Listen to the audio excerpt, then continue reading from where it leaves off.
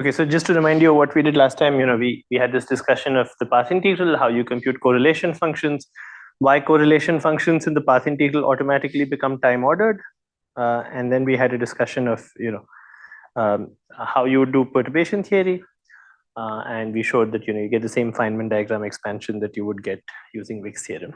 And maybe one advantage of the path integral is that, sorry, just 1 second.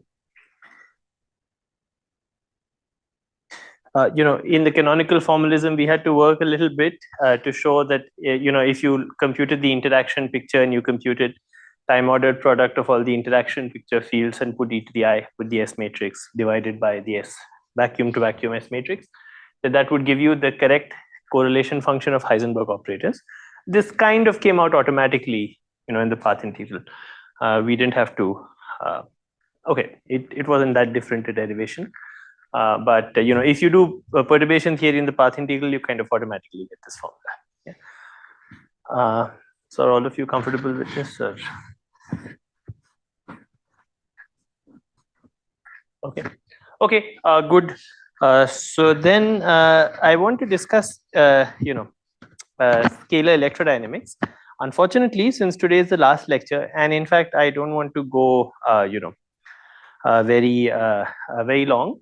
And I also wanted to do a quick recap of everything we did. So I'm going to do a very brief discussion. In fact, my original idea was we will do electrodynamics by using the path integral.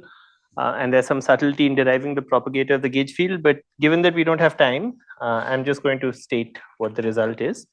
And I'm just going to give you a very, very quick introduction to scalar electrodynamics. Okay, one good place to read about this is in the book by Matt Schwartz, who has a chapter on scalar electrodynamics.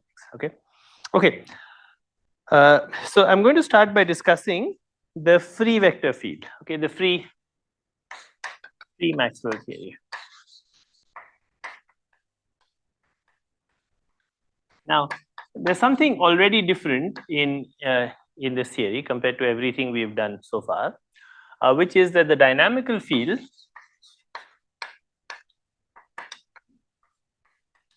is a 4 vector,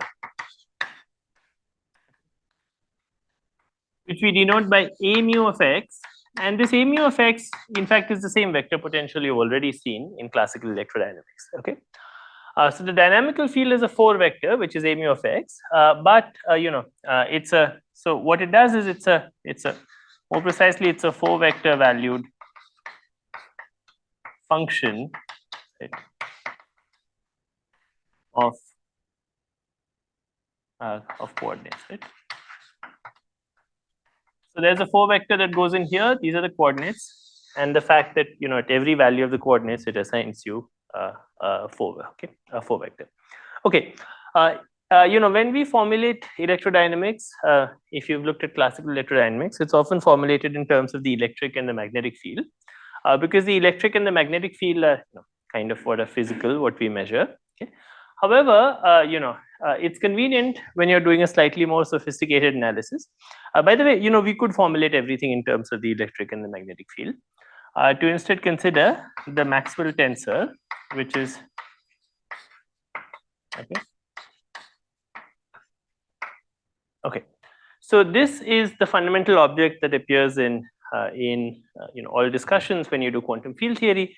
You'll always see this object written. You'll never see electric and magnetic fields written. Okay, this object, of course, has the property that it's antisymmetric, which means that this is equal to F mu mu. Okay.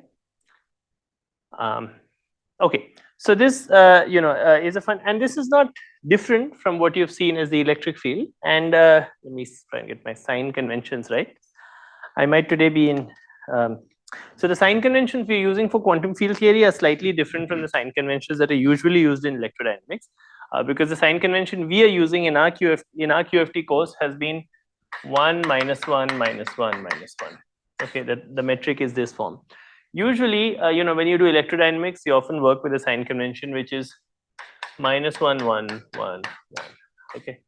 So it might be that some of the formulas I write are correct in units where minus 1 is equal to 1, but I'll try and be consistent. Okay, so in these units, we want that the electric field is given by EI is just F0i, which is given by D0ai minus DIA0. And so these conventions, if I try to get this right, A0ai is phi and minus A. So this matches with the idea that E upper I, so remember these are only spatial indices.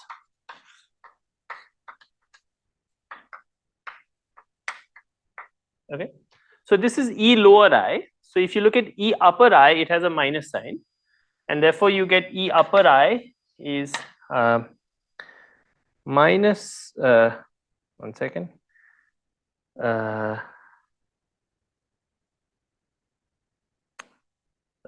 Second. So E lower I is equal to minus d phi. I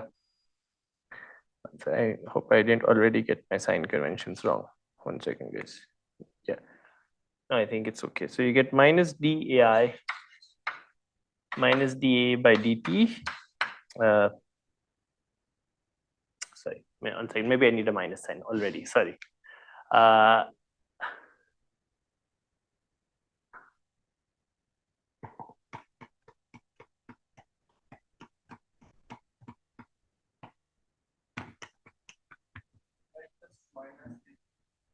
Yeah, AI is equal to minus A vector, that I've done. Well, the problem is that, yeah, I don't know if I want to define the electric field with lower components. I probably want to define the electric field with upper components. Okay. So this formula is correct, but I probably want to define this with raised components, in which case I'll get the wrong sign. Maybe in these units I should use Fi is equal to. Okay, so EI will be equal to minus EI. And probably I want to define EI to be naturally. Yeah, I can define to the minus sign. Okay, guys, this is not going to be important in anything we do. So EI will be minus EI. I just want to make some relation to the non-relativistic thing. But up to a plus or minus sign, E is just F0i. Okay. Okay. And BI is, as you can see, I tried to work this out in my notes, but I confuse myself very rapidly. Okay, is just epsilon ijk, which is the same as epsilon ijk, okay, into djak. Okay, so this is how you define the magnetic field, and I think this corresponds to the fact that if I try to get my right, which is that Bi is minus sum of jk epsilon ijk djak. Okay. Which is sign. Okay, here I have the freedom also to choose an epsilon tensor, so this formula is correct. Okay, with the choice of epsilon tensor that's undetermined. Okay, okay. This is this board is never going to be important for us because we are never going to see any more electric fields and magnetic fields. Okay, what we have is the vector potential, and we have this. Okay? And you never actually try to translate that into electric and magnetic fields because, in fact, electric and magnetic fields obscure the fact that the theory is Lorentz invariant. Right? In fact, both of these electric and magnetic fields go into this F mu nu tensor in some natural way, and this F mu nu tensor, if you think of how it looks like, with the way we defined it, it's a 4 tensor which has some form which looks like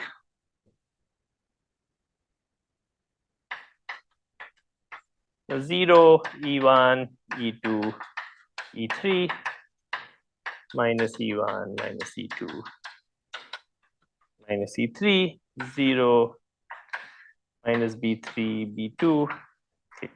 B3, 0, B3, 0, this is minus B1, B1, 0, minus B2. Okay. Okay. Now, the point about this is, if you do a Lorentz transformation, if you go to a different frame, all these fields will transform into one another, right? And it's not very clear just by looking at these E's and these B's how they transform, because these are 3 vectors, right? So the correct way to think about electric and magnetic fields is to forget about electric and magnetic fields, but think in terms of this Maxwell tensor, because this makes the Lorentz transformation properties manifest. You make a Lorentz transformation, how do these things transform? Well, it's obvious, right? Then this transforms, you just get F.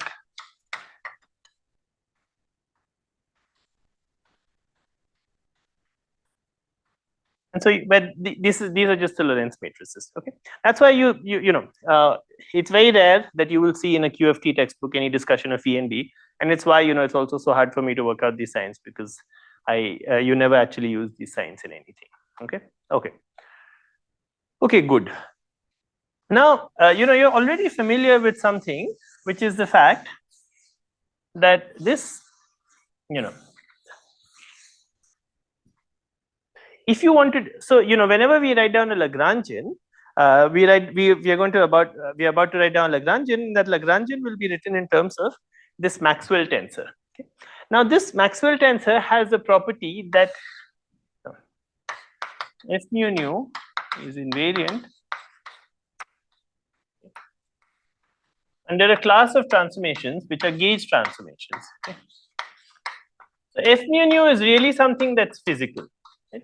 Because F mu nu corresponds to the electric and the magnetic field. So once you choose a Lorentz frame, you can really measure F mu nu, right? Because you can measure the electric and the magnetic fields. You put a charge and you can measure how the charge moves, right? Or how it reacts to forces. However, the vector potential, as you know, has an ambiguity. And in this case, the ambiguity is simply that you can take A mu goes to A mu plus D mu alpha. Okay, where alpha is any scalar. So this is a function of x.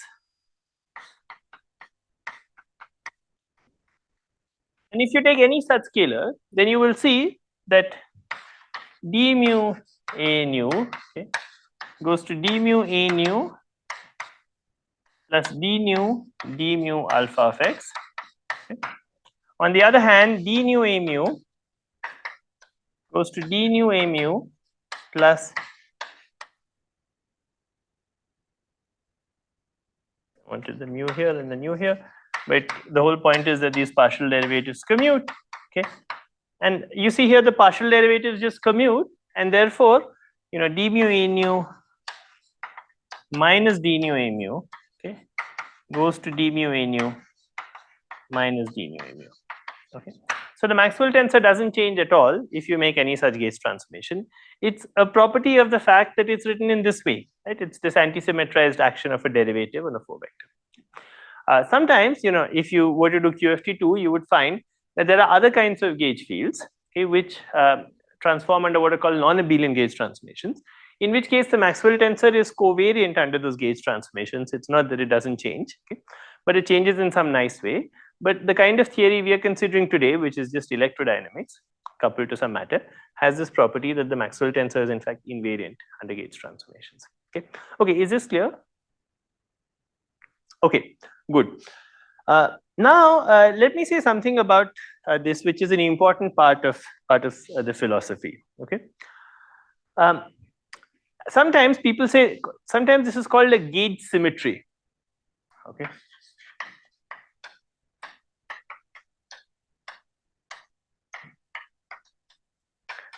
In fact, this is not a symmetry of any kind. Okay, it's not a symmetry in that you see that these kinds of gauge transformations will not give rise to any Noether charge of the kind that we discussed. Okay? So the correct discussion is that it's actually a gauge redundancy.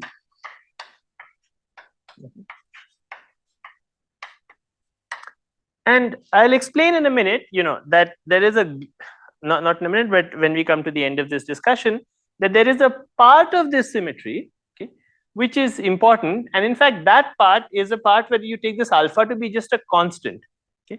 That's called the global part of the symmetry.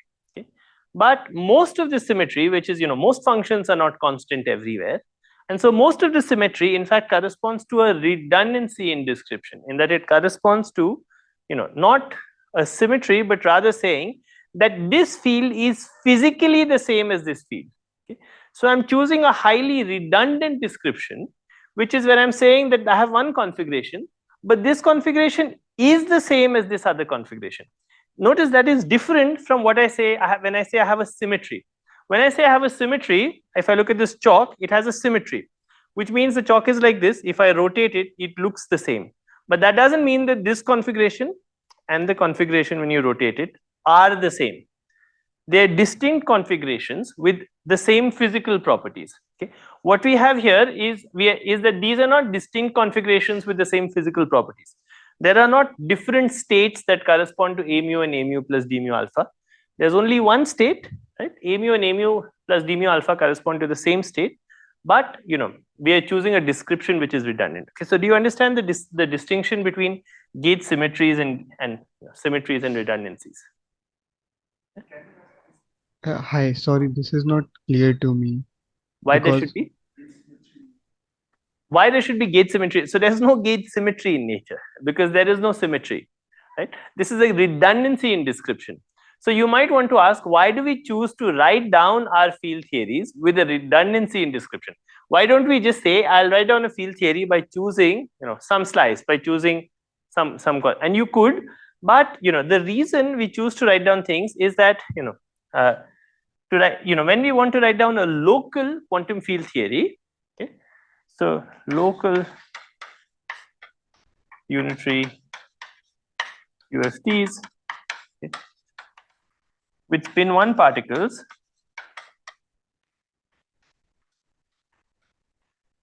are naturally written in terms of a gauge redundant Lagrangian.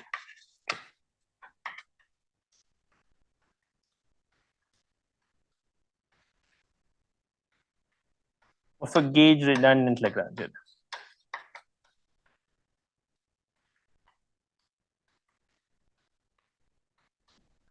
For those of you who studied general relativity, this is not different from the fact that in general relativity there's a metric, but in fact the metric is not a physical degree of freedom.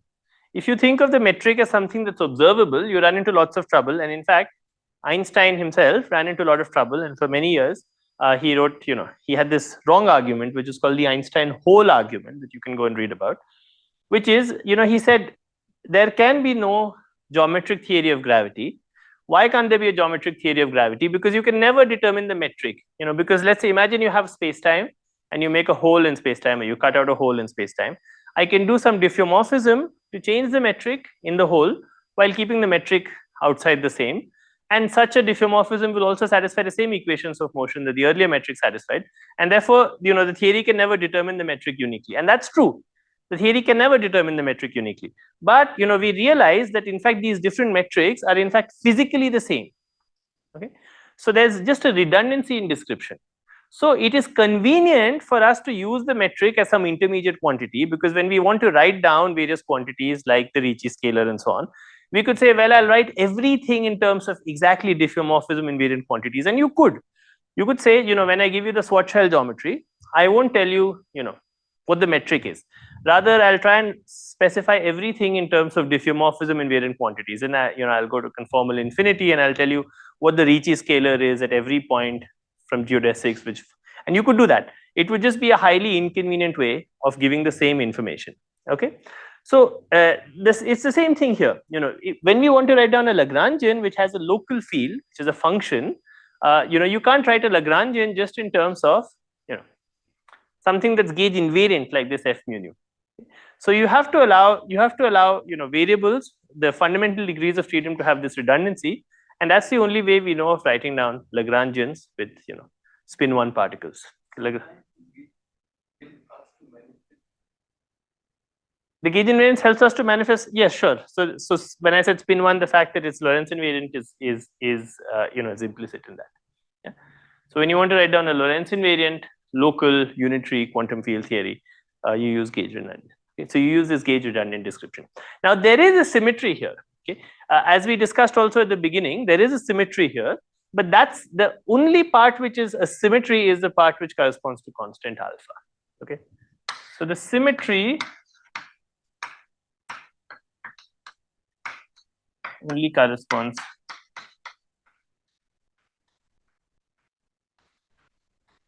you might say, and alpha equal to constant, A doesn't change at all, but when we add some matter, we'll see that alpha equal to constant is not completely trivial. Okay, but the symmetry only corresponds to this. The rest is a redundancy. Okay, and this is actually pretty important. for you to realize that there is no such thing as a gauge symmetry. I mean, we use the word gauge symmetry, but in fact, there isn't gauge symmetry, there's just gauge redundancy. Yeah. Okay, is this clear? Okay, good. Now let's write down the Lagrangian.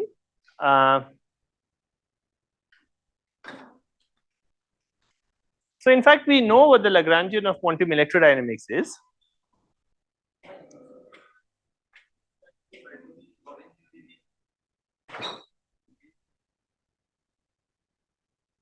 What do you mean if you want to write down Lorentz invariant Lagrangian?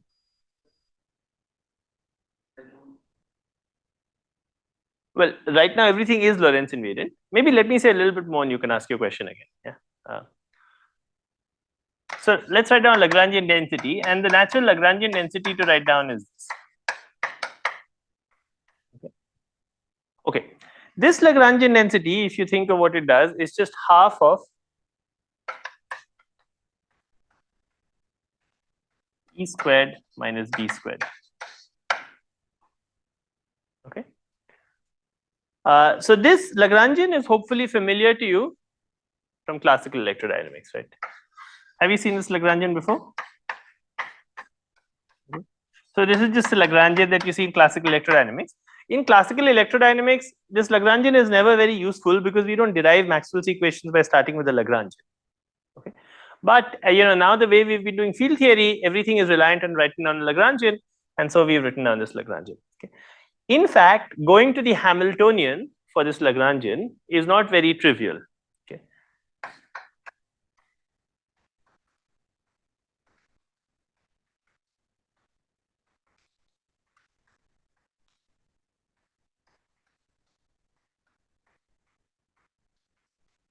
Let me explain why going to the Hamiltonian is not trivial.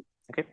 How do we go to the Hamiltonian? Well, to go to the Hamiltonian, we first write down some notion of conjugate momenta, right? And then we try and define, we try and solve for the time derivatives in terms of the conjugate momenta, and then we go to the Hamiltonian. Here you will find that pi 0 is equal to 0, which is just del L by del of del 0 A0. Okay. Why is that? Because you see, F mu nu only has antisymmetric derivatives, right? So there is no F00. So there is no term that has a D0 of A0. Every other vector potential, AIs do get differentiated with a D0, but the A0 never gets differentiated with a D0. Okay. So you will find that this is 0. Okay. And this itself makes it hard to write down what a Hamiltonian is. This is what's called a primary constraint.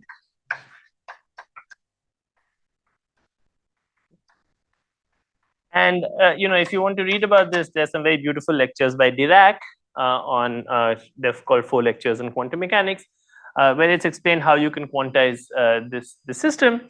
And the idea is, first you look at this primary constraint, then you look at the Poisson brackets of this primary constraint with the Hamiltonian that you wrote down, and you'll find a secondary constraint which turns out to be the Gauss law, and you have to impose those constraints carefully on the set of states. Okay, we are not going to take that approach. We are just going to write down some Feynman rules for the system, but I just want to point out that finding the Hamiltonian is not trivial. Okay, this is just a side comment because we're not going to say much about this. Okay. However, we can still find what the equations of motion are, right? You still have the Euler-Lagrange equations of motion, right? And the Euler-Lagrange equations of motion tell you that you look at delta L by delta of A mu nu, and d mu of this is equal to 0. Okay. Why is this equal to 0? Because this Lagrangian has no dependence on the fields itself. Right? What were the Euler-Lagrange equations of motion? They told you that when you looked at d mu of del L by del of A mu, del mu A nu, this should be the same as del L by delta of A nu. But there is no del L by delta of A nu because the Lagrangian only depends on the derivatives of A. Right? So these equations become very simple. If you look at what happens, let's say you look at del L by del of del mu A nu. Right? What will it do? That's the same as differentiating with respect to F mu nu. So it will basically give you back F mu nu. What else can it do? So these equations just become d mu of F mu nu is equal to 0. Okay. And these in fact are exactly Maxwell's equations. Okay. So you can write these are Maxwell's equations without any charges, okay, without any sources, but these are the source-free Maxwell equations. Okay. If you wanted to add a source, all you would do is add a current here, which was a 4 vector, which is J nu. Okay, if you added a current here, which was J nu, then you would get the Maxwell's equations with a source. And of course, in electrodynamics, and from now on, and in all civilized terms, you never talk about epsilon naught and mu naught and all those things. Okay, all those things are always one. Okay, so those things are never there. And we'll have d mu of f mu nu is equal to J nu. That's all you have to write down if you want to add a source. But these are the source-free Maxwell equations. You see, they look a little simpler than trying to write down Maxwell's equations in 3-vector notation in terms of the electric and the magnetic field. Okay, are there any questions about this?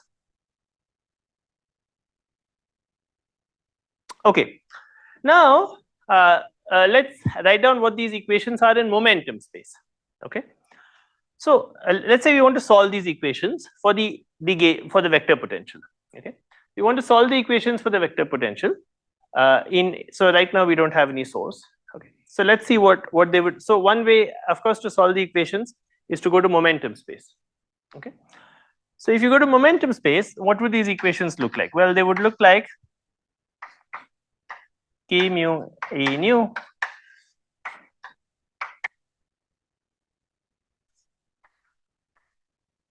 is equal to 0. That's because d mu of a nu goes to I of k mu a nu. Okay, and there are various i's, but all the i's don't matter because they all come out constant. You just have this equation. Okay, is this clear? So this looks like, this is just k squared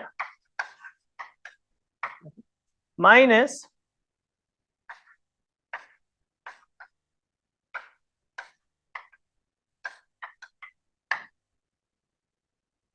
okay.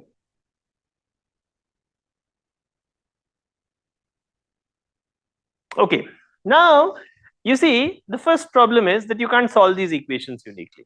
Okay? This has to do with the gauge redundancy that we had above. Right? So it shouldn't be the case that once you write down the equations of motion, you can find some solution, some unambiguous solution to these equations of motion. You can't, right? And the reason you can't is that there's now redundancy, which is a mu goes to a mu plus k mu alpha, which is the same redundancy we had upstairs. Okay, why is that a redundancy? Because these equations are linear, right? So let's ask what happens if you put a nu equal to k nu alpha here. What we'll get will be k squared into k nu alpha, okay, minus k nu into k mu into k mu alpha, and that's just identically equal to 0. So if you give me one solution, whatever you like, and then I give you another, I can give you another solution by just taking your solution and adding k mu alpha to it. Okay, but these correspond to the same physical configuration.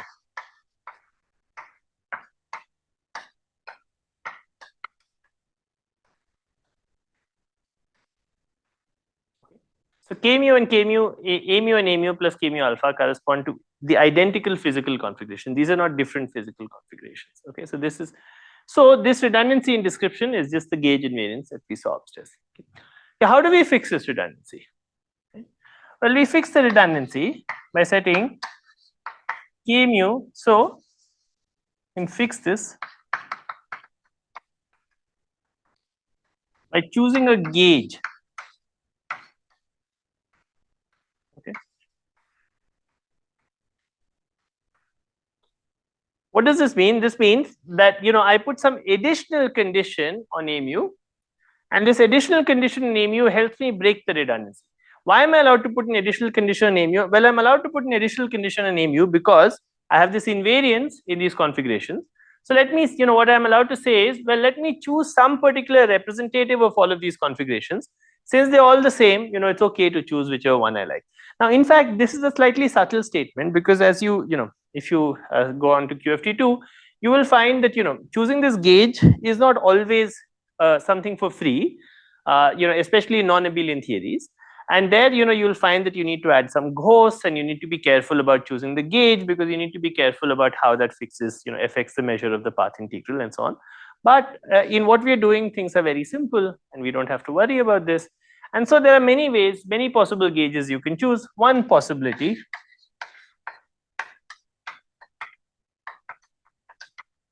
is to choose k mu a mu equal to 0. Let me demand that. Okay.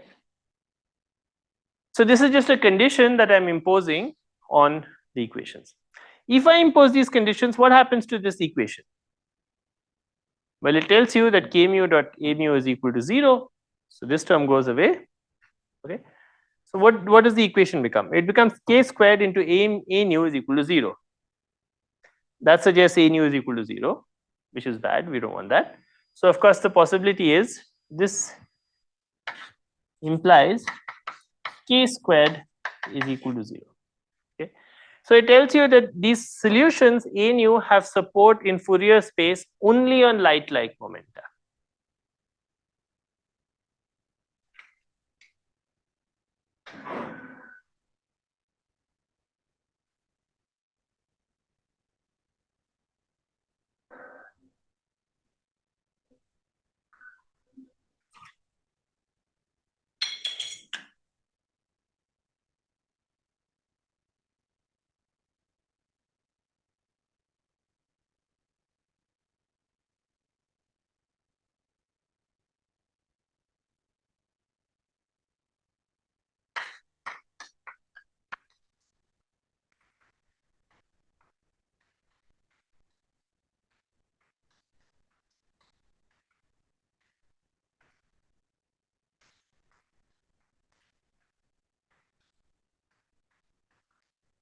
Right. So this is something which is not surprising. Remember, for the massive scalar field which we've been studying so far, the solutions have always been on shell.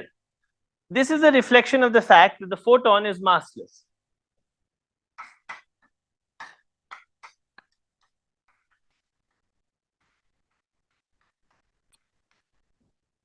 So the fact that k square, the solutions of the equations of motion are forcing you to k square equal to 0 is a reflection of the fact that the photon is massless. Remember, if you had solved the Klein-Gordon equation in this way, you would have again found k square is equal to m square. So it's the same thing. Okay. However, there's a further problem here.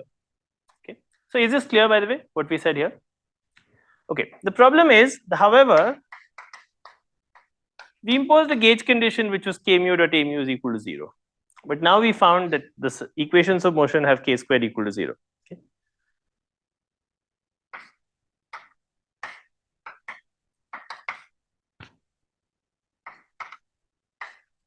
Is preserved under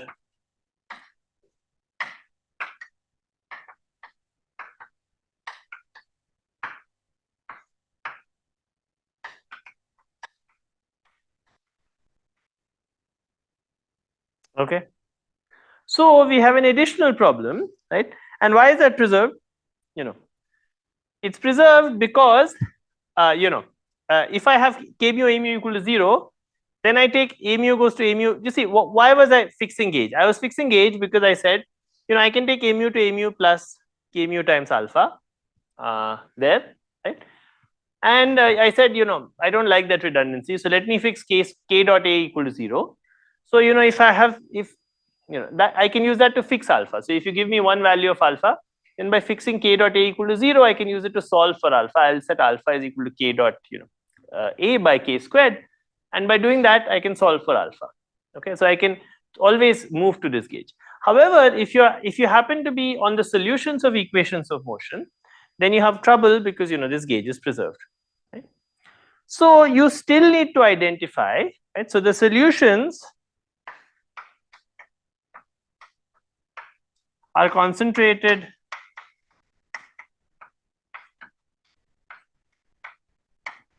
on k squared equal to 0. You still impose the gauge condition k mu a mu equal to 0. Okay. So this is the statement that these things are transverse. Okay. But we still need to identify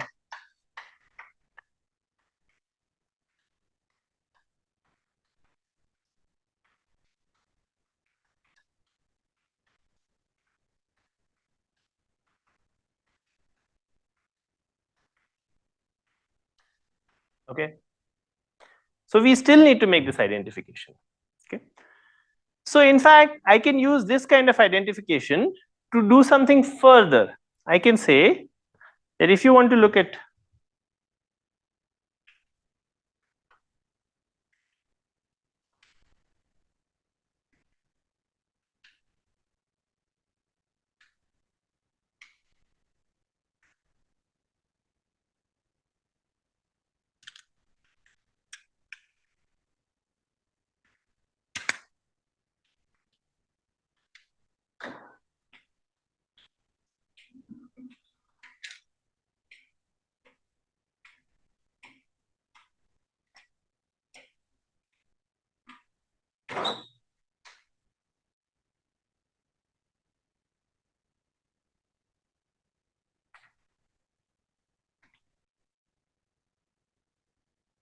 so what I can say is that I can use this redundancy, okay, to set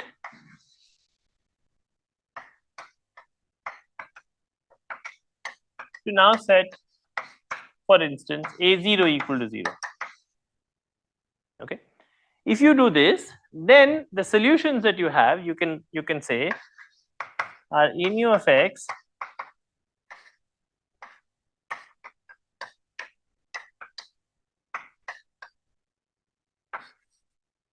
okay, where epsilon mu has the property epsilon 0 is equal to 0, okay, and epsilon I dot ki is equal to 0. Okay. This is the condition that the photon polarization is transverse. Okay, this is what we usually say, statement that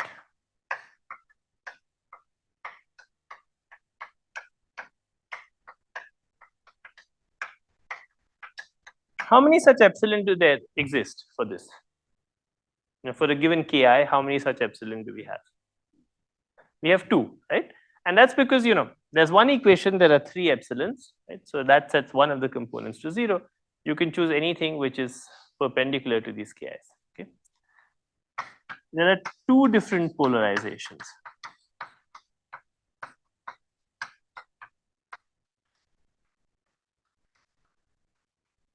Epsilon plus k and epsilon minus k. Okay. And this is what you call the plus polarization, what you call the minus polarization. There's a canonical way to choose these, but if you like, you can just choose some other polarization which are transverse to the k. Okay. So this is how we find, starting with Maxwell's equation, that there are 2 possible modes of the photon. There's a plus and a minus polarization. Okay. Okay, now we can go back to the question that we asked earlier. You see, the field that we started with had 4 components. It had A0, A1, A2, A3. But after we looked at the equations of motion, we found that the number of physically distinct equations of motion have only 2 possible solutions which are distinct. Okay, so the particle that we are describing is a spin 1 particle. Okay, but this particle still has only 2 polarizations, which are plus and minus. Okay? And these are the physical degrees of freedom, and the rest of it is some redundancy. Okay. Now you could say, why don't I write a Lagrangian directly in terms of these 2 physical polarizations? If you do that, you will not be able to construct a local field and write down a local Lagrangian. Okay. So you could say that the S matrix that you compute always only makes reference to these 2 physical polarizations.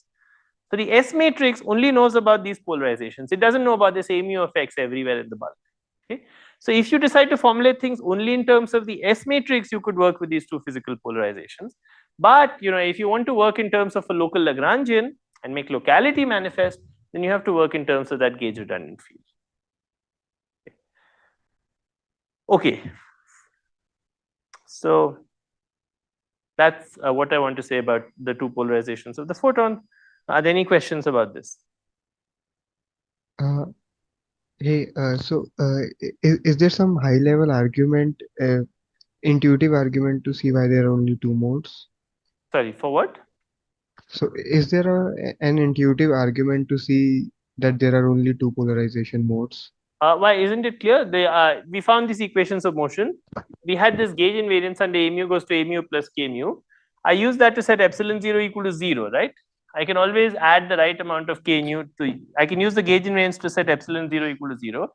Then I have this equation which is just in 3 variables, epsilon I dot ki equal to 0. So that's 3, I have one equation, so I get 2. Yeah, yeah, that I understand. I was just not. Uh, yeah, this I can follow. Yes. Why isn't this intuitive enough? I mean, why? What's wrong with? We solved the equations of motion, found two solutions. Uh, if there's a way to directly relate the fact that photon is massless to the fact that there are two polarization modes. Sorry, I'm not able to hear. Sorry, can you speak up a little bit? Sorry, yeah. So if there's a way to relate that the photon is massless directly to two polarization modes, I mean, I Yeah, understand. yeah. We can do that. Although we haven't discussed it. So in general, the different kinds of particles fall into representations of what's called the little group. Okay, the little group is the subset of the Lorentz group that leaves a given momentum invariant. Okay? If you look at massless momenta, the little group is SO2, and that's why these are spin one representations of SO2. Okay. Whereas if you look at massive momenta, the little group is SO3, and then things fall into representations of SO3. So that might be one way to understand this thing, but we haven't discussed that story of particles falling into representation. So the little group, so I don't want to say it that way. Okay, I see. Thanks. That's what I just said. This issue of 2s plus 1 has to do with whether the group you're looking at is SO3 or SO2. So when you look at photons, the relevant group to look at is SO2, not SO3. And that's because the relevant group to look at when you talk of the spin of a particle is what's called the little group. The Lorentz group doesn't have a spin. The Lorentz group you can break up into two copies of SU2. So you might have thought the Lorentz group has two spins, which is that A itself transforms in what's called a half-half representation in these SU2. So it's a vector representation of the Lorentz group. You might have said, well, if I call it half-half, why do I say this? The photon has spin 1. What do you mean by spin? So in fact, when you talk of the spin of a particle, you're not talking of the representation of the field in the Lorentz group. Rather, what you're talking about is the spin when you talk of the states of the particle, and you're talking about how they transform under what's called the little group. The little group is a subset of the Lorentz group that leaves the momentum invariant, that doesn't change the momentum. When you have a massive momentum, the little group is SO3 because you can always go to the rest frame, okay? And then you can just do SO3 rotations because you go to the rest frame where the thing is just sitting at the center and you do SO3 rotations about that. And that's the subset of the Lorentz group that leaves things invariant. However, in the case of the photon, because you have k squared equal to 0, you can't go to the rest frame. And you can check that the set of SO3 1 transformations that leave a light-like vector invariant are SO2. That's why spin 1 for photons is SO2. Spin 1 for photons has only two states. Even spin 2 has only two states. Okay, so graviton, which is a spin 2 particle, also has only two polarizations, which are plus and minus. So the graviton doesn't have 5 polarizations. If you were to look at a massive photon, so some gauge bosons in the world are massive, okay, like the W boson. Those indeed have 3 polarizations. Okay, so massive photons have 3 polarizations, and if you were to have a theory of massive gravitons, it would have 5 polarizations, but not massless gravitons. Yeah.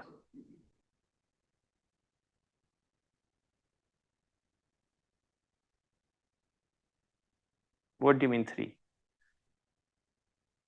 No, but that's what I just explained. You see, you have to be careful of what do you mean by what do you mean by plus 1, minus 1, and 0? I don't want to get into this discussion so much because we haven't discussed the little group. But when you say plus 1, minus 1, and 0, you're referring to SO3 representations. We don't have SO3 is not the relevant group here. The relevant group here is SO2. Because you have to ask what is, this issue of helicity and so on is a question of what happens if you go to the rest frame. You can't go to the rest frame of a photon. That's why SO2 is a relevant group. But this is kind of a discussion which is a little bit besides the point. Here we have solved the equations of motion. Okay, let's say I don't know any group theory. I'm a simple person. I don't know any group theory. I don't know what all this means. Okay, but I know what tensors are and I know how things transform. So I wrote down the equation I wrote down Maxwell's equations in terms of the vector potential. I solved it. I found two different polarizations. Okay, so that's the end of story. Beyond that, I don't have to open Weinberg and learn about the little group. And in fact, as a historical note, just for me, I learned about this before I opened Weinberg and learned about the little group, as I'm sure all of us did, right? We all learn about two polarizations of the photon in class 12 or class 11. We learn about the little group if we do in graduate school. Okay, and this is not, so if you want to read about the little group, one good description is in Weinberg volume 1, which has a description of this. So if you want to read this discussion of the spin, look at the book by Weinberg.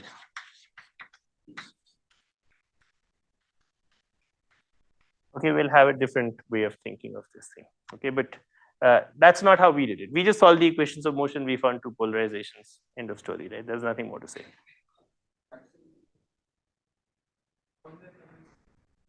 It's still the same, right? E and B are in terms of E.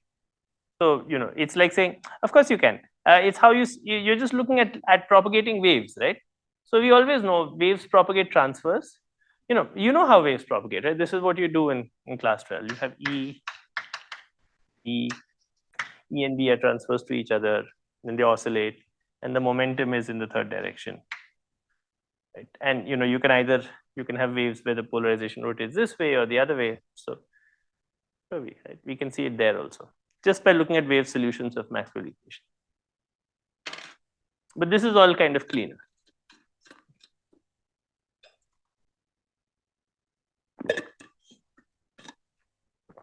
Okay, good.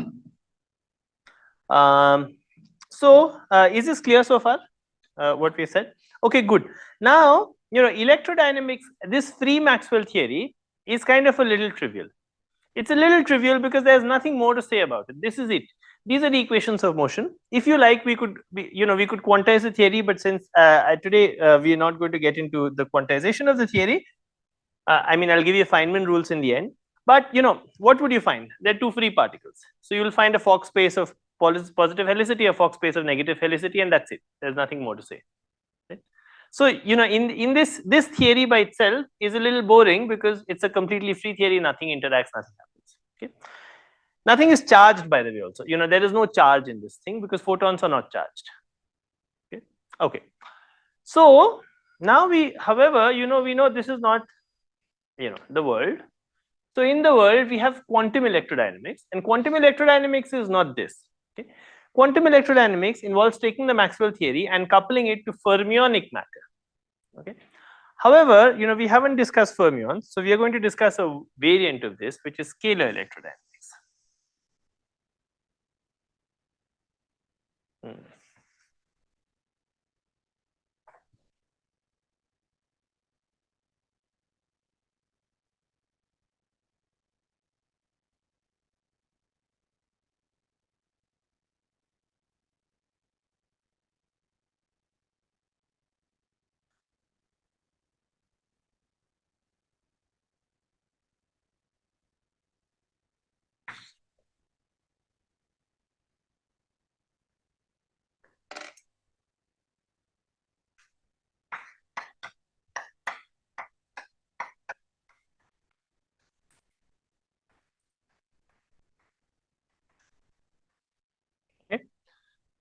This is a variant of quantum electrodynamics. It has many properties that are similar to quantum electrodynamics, but it's simplified because it doesn't have any fermions. It has only scalars. Okay. We'll couple the gauge field.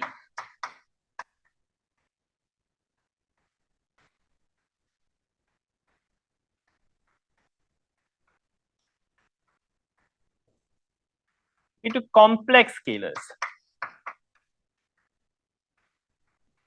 So in this course, we already discussed this model, which was model 3 in Coleman's lecture notes, which had these two complex scalars. And remember, we wrote down a Lagrangian for complex scalars, which was L is equal to d mu phi squared minus mu squared phi squared. You remember this? Right? So we've discussed this theory many times. And we also had a d mu phi squared, and we had a phi, we had a mod psi squared phi term. Okay. Now today, instead of coupling it to a scalar field, we'll modify the same theory and couple it to a gauge field. Okay. So we have discussed, the theory that we have discussed is a theory which has had a term which looks like. Okay. Today we are going to remove this term and we are instead going to couple this theory to a different theory, which is a theory, where this is coupled to gauge field. Okay. Okay, good. Now I'm just going to tell you how this happens, because we don't have much time, so I'm just going to tell you how to couple it. The idea is you replace this d mu psi. Okay. Let's get my signs and constants right.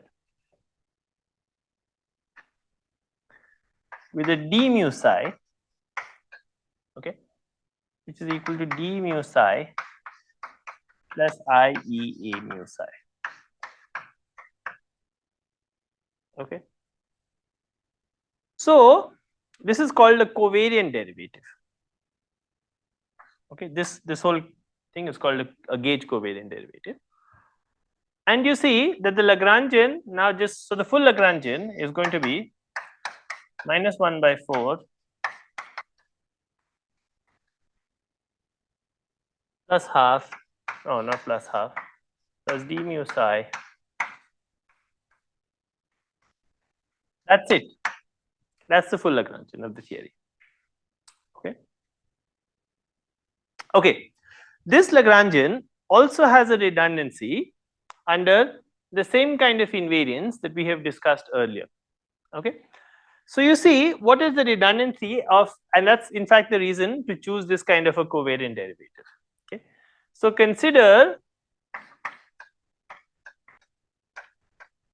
psi goes to e to the I alpha with a e. Sign. Minus I alpha psi. This e, by the way, is a coupling constant. Okay. And this e is a coupling constant. I'm writing e because in quantum electrodynamics, the coupling constant that you have is the charge. Okay. And you get a fine structure constant. Here, this is a different coupling constant, but this e is a coupling constant. Okay. And this is what will correspond to the charge of the particle if you were to measure it. Okay, we'll see where this e appears. Okay, so this e is just a number. This a mu is the gauge field. This psi is the field. Okay, consider this and consider a mu plus d mu alpha. This is the transformation that we already discussed earlier, right? A mu goes to a mu plus d mu alpha.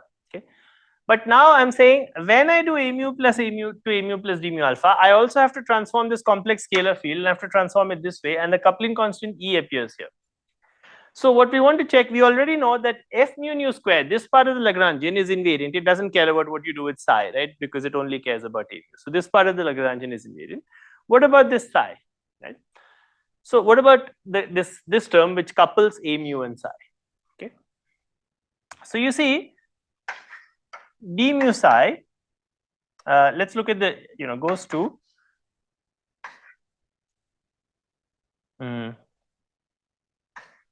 d mu of e to the minus I e alpha psi. Okay. Plus I e a mu e to the minus I e alpha psi plus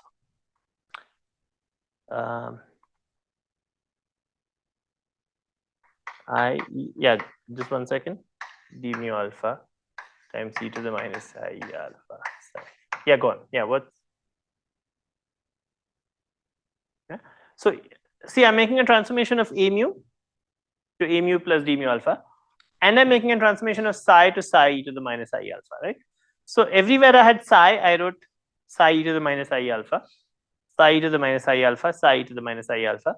Everywhere I had a mu, I wrote a mu plus d mu alpha. Okay, that's all I've done. So I've got this expression, right?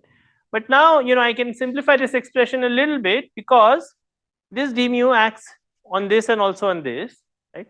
And so this is equal to e to the minus IE alpha into d mu psi plus one more term where the d mu acts on this. That looks like e to the minus IE alpha times d mu alpha, okay, times psi times a minus IE, which comes from here. Okay? And then the same terms.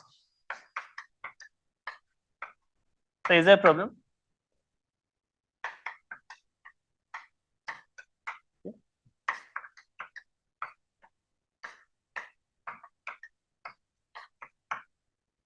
Okay, this term and this term cancel because they have opposite signs. So this thing just becomes e to the minus IE alpha times d mu psi. Sorry, what this was the original psi. Right? So how is d mu alpha transformed? Well, it's just transformed with the phase. Okay.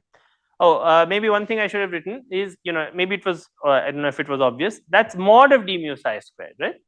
So of course, if I take psi to e to the minus I mu alpha, I must take psi star e to the plus IE alpha psi star. Okay, this is, I hope, obvious. And of course, d mu psi star, is obviously equal to d mu psi star plus or minus IE a mu psi star, right? So you can check that d mu psi star, the complex conjugate, obviously transforms to the opposite phase. Therefore, this term is invariant. Do you see this?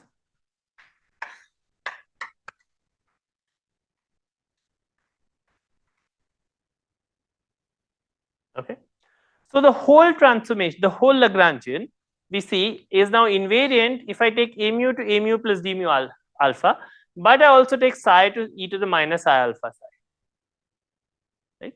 So the whole Lagrangian has this invariance, but as I said, this is not a symmetry of the theory, except for one case where it is a symmetry of the theory. What is that one case? That one case is the case when alpha is equal to constant. In that case, you see, this a mu doesn't transform at all, but the psi does transform even when alpha is equal to constant. And the charge that you will get is precisely the Noether charge. Okay? So there is a Noether charge. That Noether charge comes by looking at alpha equal to constant. Okay, so there it's not that we have an infinite number of conserved charges. We still have only one conserved charge, okay, and that corresponds to alpha equal to constant. So conserved charges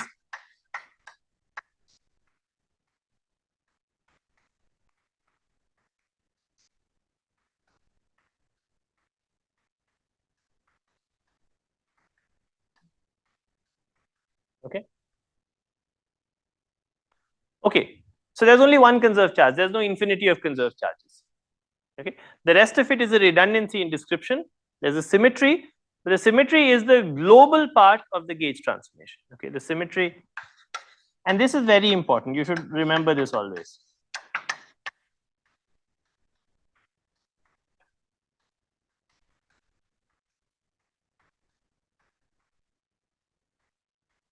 Yeah. Okay, good. So this is now the Lagrangian of scalar quantum or scalar QED. And we have shown that it's invariant under transformations. Yeah. Okay, now of course there's much more that could be said about this theory, but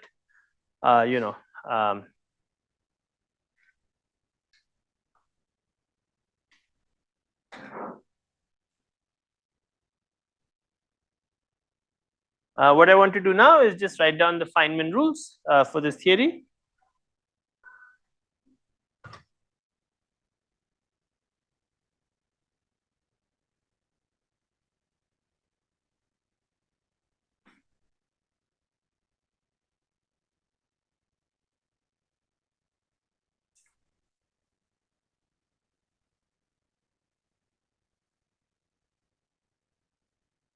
Okay.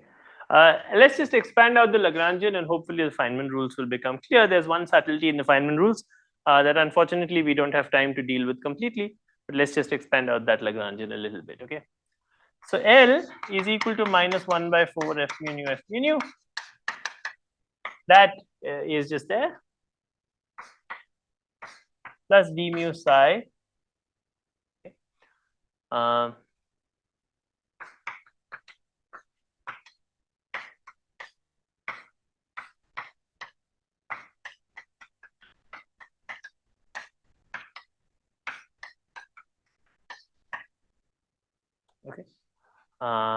and there's an eta mu nu. Just 1 second.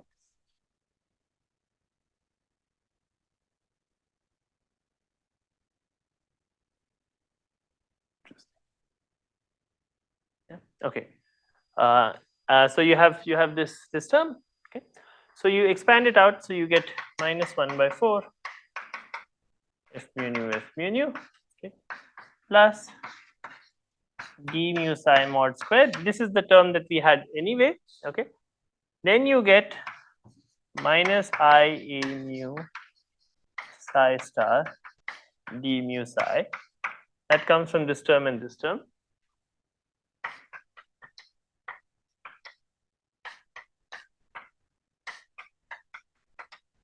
That comes from this term and this term. And but remember, there's also a quadratic term, and that term looks like e squared. Okay.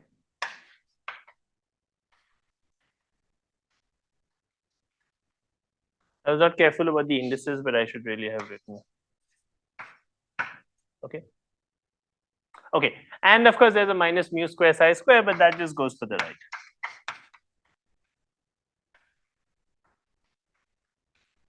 Okay. So this is the free part of the Lagrangian. Free.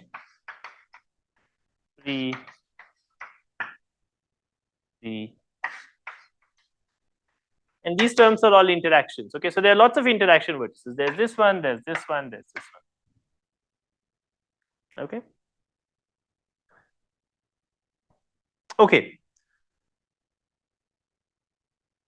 So is this clear? Okay, good.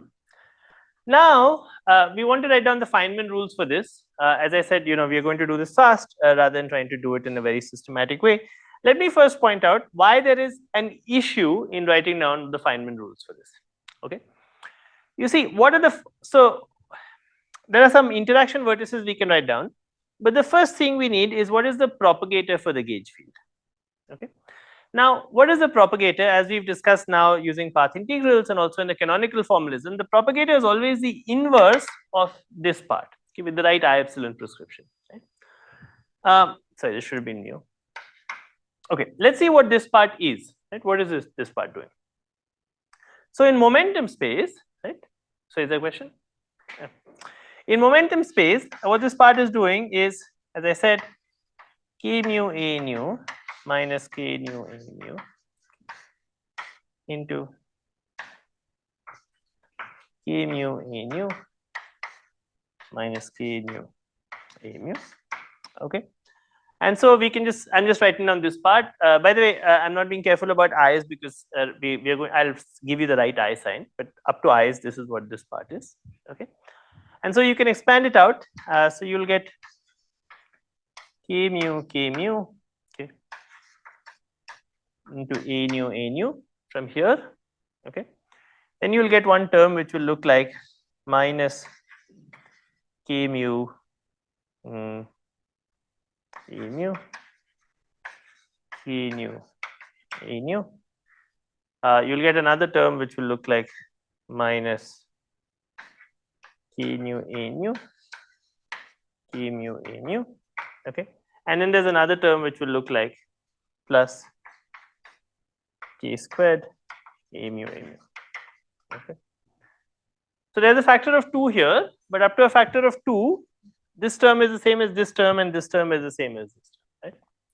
So this you can write as, in the following way. You can write this as twice of a nu into eta mu nu into a k squared minus k mu k nu into a mu. Okay, so this part is, if you look at this part, the eta mu nu part, it will contract the a nu with the a mu, right? So you see the eta mu nu part contracts the a squared term. That, and this is just a k squared. then this part contracts a k with a k with an a, and another k with an a, and you see that this k nu does that, right? It contracts a k with this k and this k with this k, and there's some overall factor of 2 which doesn't matter. Okay, so this is the quadratic matrix that you want to invert. You want to invert this matrix, right? So now what do you mean by invert the matrix? So you have to invert it in many different directions. So far, when we've considered inversion, we've just written down some equation and we said that equation should be equal to a delta function. In Fourier space, for a scalar field, this would just have been k square minus m square. So the inverse would have been 1 by k square minus m square. You would be done. Okay? However, here we also need to invert in these in this space of these indices, Lorentz indices. Right? Now you will see that this matrix does not have an inverse. This matrix, as it's written, does not have an inverse, and it's pretty easy to see that.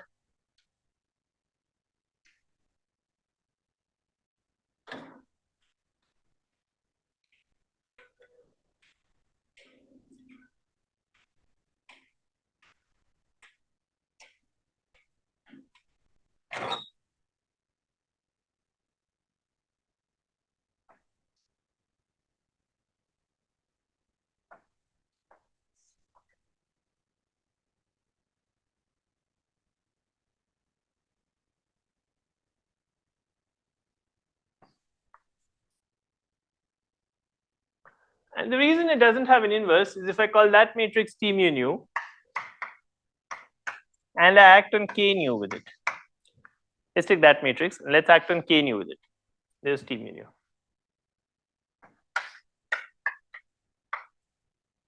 Okay. Well, then it looks like K squared times K mu from the first term. Okay. But then I get a minus, the K nu contracts, and I get a minus K mu times K squared, and is equal to 0. Okay. So this matrix annihilates the vector K nu, therefore it can't have any inverse.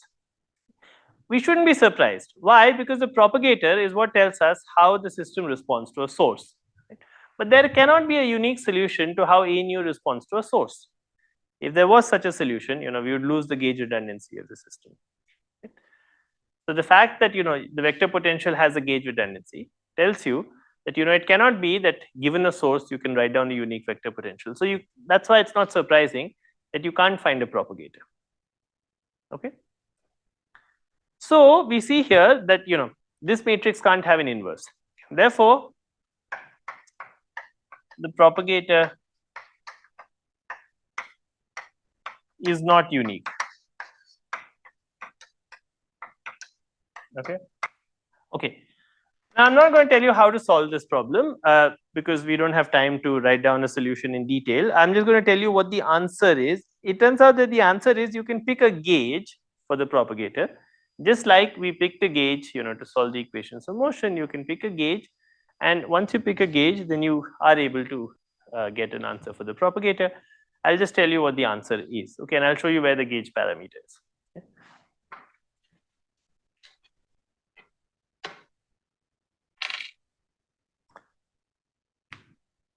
If we switch off this AC also, can we turn this on? Can we please this one at least? Okay, thanks. You can keep that off if you want. Okay, yeah. Okay. But that one is on. Okay, good. So the Feynman rules are as follows. Okay, I'm just telling you what the answer is, and because we don't have time to derive this. So in fact, this is something that's sometimes best done using path integrals to derive the propagator. If you open Peskin and Schroeder, any of the different textbooks on QFT, they'll tell you how to derive the path integral. Okay, and the standard trick to do this is what's called the Faddeev-Popov trick, which is a good thing to learn, but there's no way we can do it in 20 minutes or even in half an hour. So I'm not going to do it right now. I'm just going to tell you what the answer is. Okay.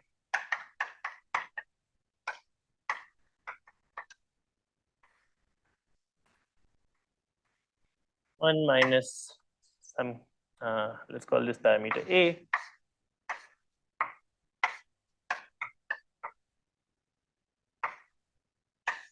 Okay, where this is momentum P.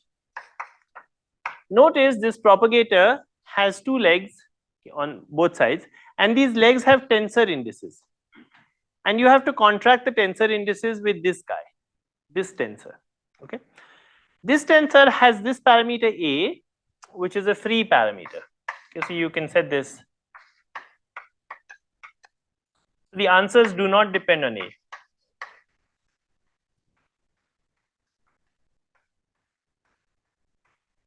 This is the gauge parameter, and your gauge choice is used to set this parameter. One choice of gauge is to set A equal to 1. If you set A equal to 1, this term just goes away completely. You're just left with eta mu nu. That's a very convenient choice of gauge because it makes your Feynman diagram expansion simple. Another choice of gauge people like is to set A equal to 0. Okay, it doesn't matter, whatever choice you choose, you will find that the answers that you have don't depend on A at all. Okay. I emphasize that this is a rather different propagator from the propagator you have seen before because it has these tensor indices. Okay. Usually you've just seen propagators which don't have any tensor indices, but this does.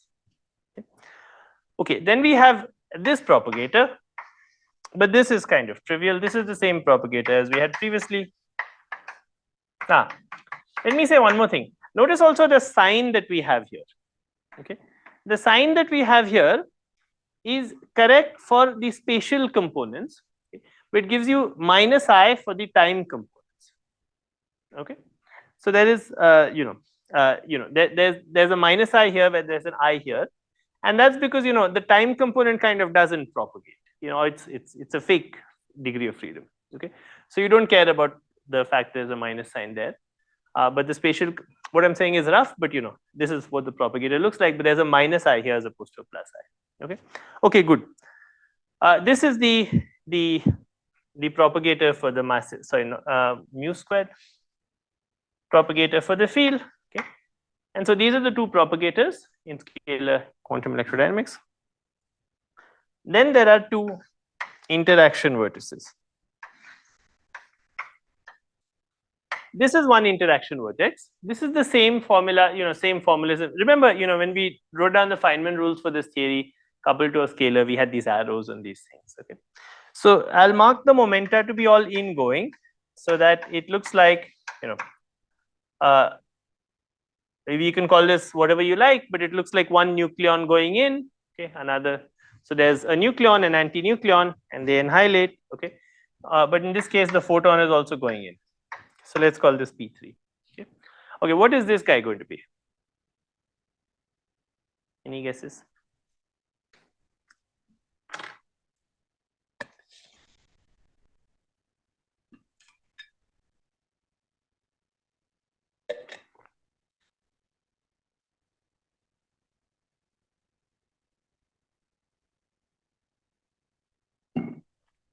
Okay. So it's P1 and P2. Okay. So you see, if you look at where we wrote out the Lagrangian up there, you see the Lagrangian acts like the interaction term that you have acts like a derivative on the fields, right? So first of all, it has to be proportional to IE, but then it acts like a derivative on the fields. Okay. So, well, you might also have been confused by the fact that there's an I. So far we haven't written down Lagrangians which have an I. But the I makes sense because when you act with a derivative on the fields, it pulls down another factor of I. Okay, that I and that I cancel, and then you get an I from the interaction Hamiltonian. So the final answer is, which you can derive with some work, is that this looks like, the thing you need to be a little careful about is the signs. This looks like IE times P2 mu minus P1 mu. Okay. Notice again the Lorentz index. That Lorentz index is going to contract with the Lorentz index of this guy. This index is mu here. Okay. Same way, this index is mu and this is mu. Okay. So this Lorentz index mu is going to contract with this mu here. Okay. So you get an IE into P2 mu minus P1 mu. The two psi's and psi stars appear symmetrically, but not exactly because one is E and the other is minus E. Yeah. Okay, good. Then the last term we have is, there's also a quadratic term, right? The quadratic term is the term that you get from the E squared A nu psi squared. Right? That term is given, so the only thing you need to be careful of is the factor. So it looks like in eta mu nu, okay, but there's a factor of 2. The reason there's a factor of 2 is because we didn't put in half. Remember, whenever we've been writing down phi squared, we always put a half because there are 2 ways that phi can contract, right? Here there's no half, so because the factor is e squared here, you get it twice e squared here. Okay. So this completes the discussion of Feynman rules in this theory. And of course, now once you have these Feynman rules, and in fact, this is how QED was first developed. Okay, when QED was first developed, it wasn't developed by someone sitting down and writing the Lagrangian and doing the Faddeev-Popov trick, or even writing down the Hamiltonian, an interaction picture and doing Dyson's things. It was written down basically by writing down a set of Feynman rules, and then you can use these rules to do calculations. Okay, so what we have not justified carefully in these Feynman rules is this A. Hopefully, the remaining Feynman rules are clear. We didn't try to get the signs clearly, but hopefully the fact that you get a P2 mu is clear. It comes from the derivative. The fact that you get a P2 minus P1 has to do with the different signs there. Okay, and the fact that you get a 2 here is clear. The only thing we haven't justified is this A, but this is just something which you should take for given, that the propagator has this parameter A, and the answers that you have don't depend on it. Yeah. Okay, now of course you can use this and you can put them together and you can get more complex processes, and you can compute all sorts of processes, the same kinds of processes that we computed in class for nucleon, anti-nucleon scattering. You can now compute with the gauge boson sitting in the middle. Yeah. Okay, so are there any questions about these Feynman rules?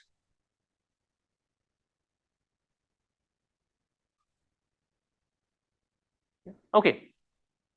Okay, so that's in fact all I wanted to say about scalar QED. So this is the last lecture, so I'm just going to remind you, of everything we did, so you are ready for the exam. So we've had a pretty wide journey. We started by first discussing why fields are necessary, and we said, look, fields are necessary whenever you add relativistic interactions. Okay, the moment you add relativistic interactions, you will find that you need to write down fields. But even otherwise, even if you look at a single particle, if you try to write down a relativistic theory of a single particle, you'll already run into trouble if you try and imagine there's a position operator. That's one description that's given, but I pointed out one more thing, which is that the moment you add interactions, the phase space necessarily becomes infinite dimensional. So you cannot work with just particles and thinking of some 6-dimensional phase space or 6-dimensional phase space for corresponding to every particle. When you have number of particles interacting relativistically, and that's because interactions are delayed, so they care about the past history. So you're just forced to an infinite number of degrees of freedom. How you deal with that is your choice, but one convenient way we have found of dealing with it is to do field theory.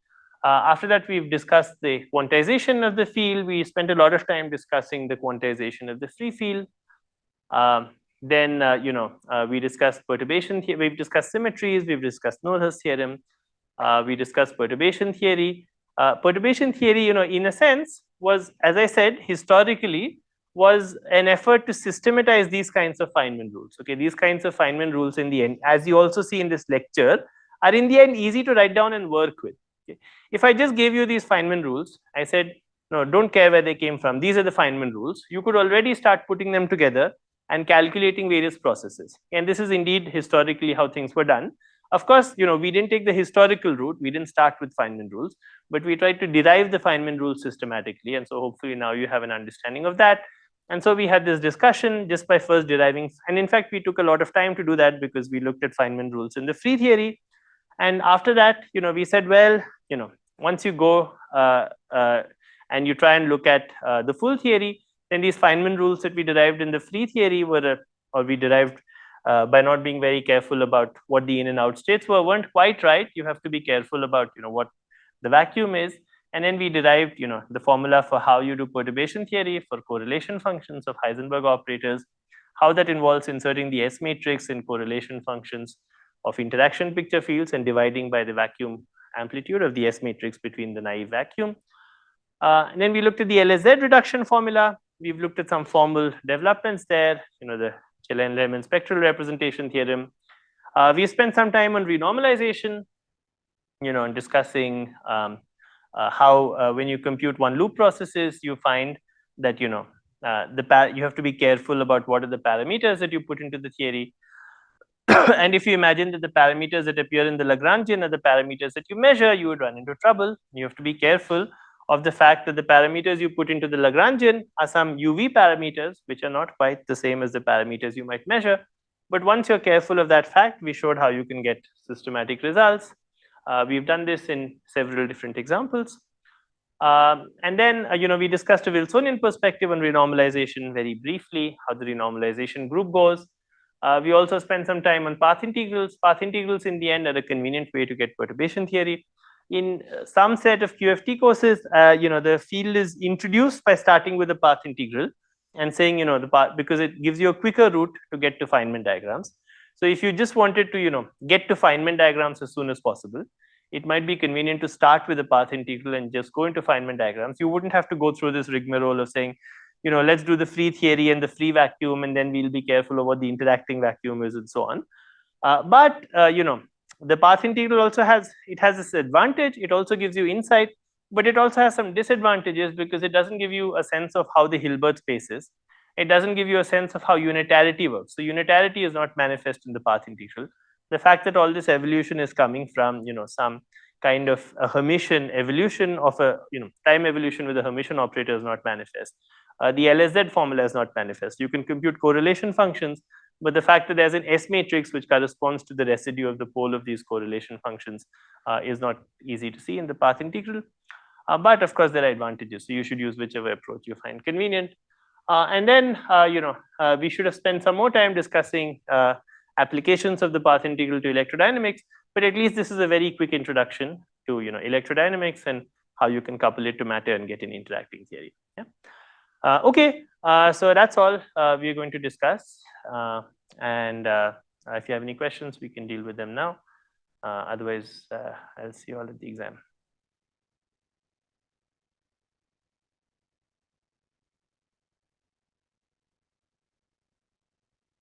Any questions? No questions? Enough questions from previously or general questions or whatever.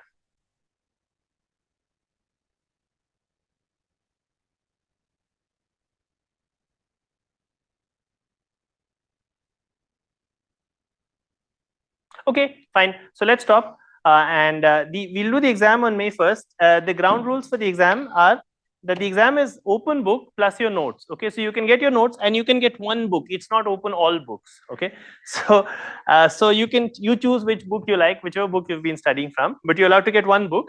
Okay, and you're allowed to get your notes. Okay, and it should really be one book. Mostly this exam is on an honor code. It shouldn't be one book plus photocopies of 10 other books. So get one book because any one QFT book that you like, and get your notes, which should be okay. It's not like we are going to ask you questions which involve memorizing something, but if you want to be careful about i's or minus signs or whatever and want something to keep track of conventions, that's what the book is for. Beyond that, hopefully you should understand how to do things. There is no use of the internet and no use of electronic devices. Okay, so that we are not allowed to do in the exam. And of course, no collaboration, even though you've had collaboration on the assignments. We'll start at 1 and we'll go until 7 or 7:30 or something. So it'll be about 6 hours. And you can get up and walk around in that. It's not like you're in a room. We can do the exam in this room if you want. Okay. Or we can do it out. Well, maybe that place is not so good. Sometimes we've done it outside. Now it's very hot, so you can do it in this room if you like. Yeah.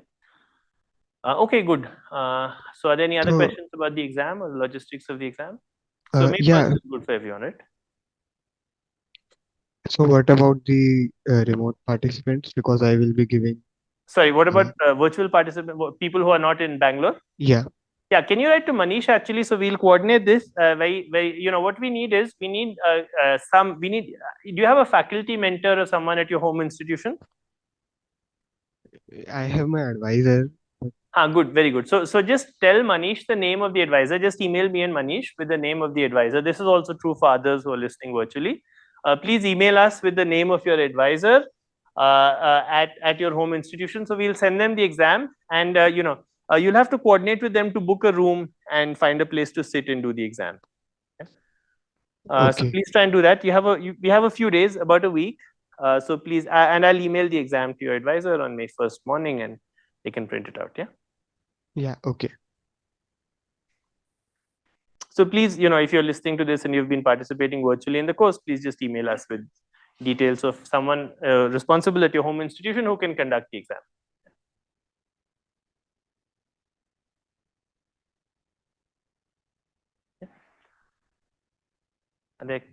Okay.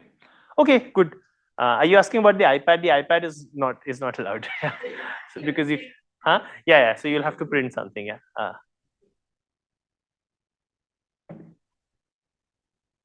Okay, good.